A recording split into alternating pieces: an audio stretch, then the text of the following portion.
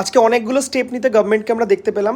প্রথম কথা হচ্ছে যেটা আমি লাইভেও বললাম, 7 জনকে নিয়ে একটা হাই লেভেল কমিটি যেটা তৈরি হয়েছিল সেটা পাবলিকালি আজকে পাবলিশ করা হয়েছে, যে সেই কমিটির কম্পোজিশন কে কে রয়েছে এবং সেই কমিটির রিকমেন্ডেশনস রিপোর্টটাও গভর্নমেন্টের কাছে 2 মাসের মধ্যে দিতে বলা হয়েছে। এবং যেটা আমি লাইভেও বললাম, তার ফলে আপকামিং এক্সামসে যেন এরকম কোনো ম্যাল প্র্যাকটিসেস না হয় সেটা গভর্নমেন্ট অফ ইন্ডিয়া দেখছে।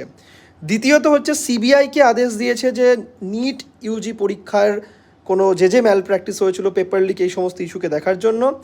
তৃতীয়ত মিস্টার সুবোধ বলে যিনি ছিলেন, যিনি প্রথম মনে আছে সেই প্রেস কনফারেন্সটা করেছিল, আমরা বলছিলাম কিছুই বলছে না, শুধু পাওয়ার কমিটি বলছে, ওনাকেও তার পদ থেকে সরানো হয়েছে এবং নতুন একজনকে অ্যাপয়েন্ট করা হয়েছে সেই জায়গাতে। তো 3টে ইম্পর্টেন্ট স্টেপ নেওয়া হয়েছে। তার সাথে সাথে সিএসআইআর, নেট এবং নিট পিজির মতো যে সরকারি পরীক্ষাগুলো ছিল সেই পরীক্ষাগুলোকেও কিন্তু আমরা দেখতে পেয়েছি যে পিছিয়ে দেওয়া হচ্ছে, যাতে করে আর কোনো ম্যাল প্র্যাকটিসেস না ঢোকে। বাট তবুও 8ই জুলাই কী হচ্ছে